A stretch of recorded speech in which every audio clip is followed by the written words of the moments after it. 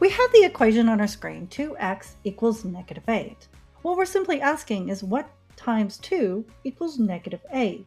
And what we're really looking for is what does x equal? So we want to get x by itself, and we can do that mathematically. We can also represent that with our models. So we're going to start with building a model to match our equation. We're going to begin by modeling this by dragging up the x, and we have two of those little x's right here. And I have an equal, so I'm going to bring that in, and I have negative 8. Now I can bring the positive in. I can either turn the whole tile into negatives and bring them in that way, or just simply click on them and turn them into negatives.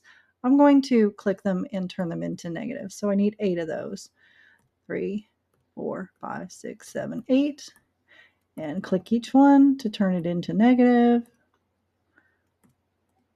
There we go. Now, at this point, well, maybe I didn't add them right. Let me check. 1, 2, 3, 4, 5, 6, 7, 8, 9. Oop, I got one too many. Notice that when it wasn't equivalent, they weren't color-coded the same. And I just simply pulled them out to make them equal. So now I have the equation in the model form and the algebraic form that are equivalent to each other. They're color-coded the same, so I know that they were equivalent to each other.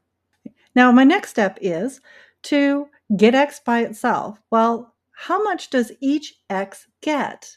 Well, I can do that by saying, well, this x I'm going to move right here, and this x I'm going to move right here, and I'm going to pile in the numbers into two groups to see how many goes in each x.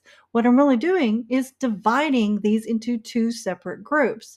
So I'm going to move this guy over here, and this guy right here, and this guy right here, and I'm going to just simply be physically moving my tiles into two separate groups so I can see how many each one of these groups gets. So this group gets negative 4, and so does this group. What I've done is divided that into two groups. So let's model that over here as well.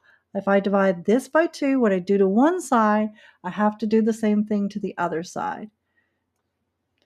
So now that I've divided them into two groups, so I'm going to write, if I divide 2 into 2, that means the x is by itself, and that's what we were looking for, in 2 into negative 8. And notice the value is equivalent. Now, it's always important to make sure we substitute to check our work. We want to build that foundation, so when the math gets more complex, we have the habits, good habits, of being able to check in to make sure the value we have is correct.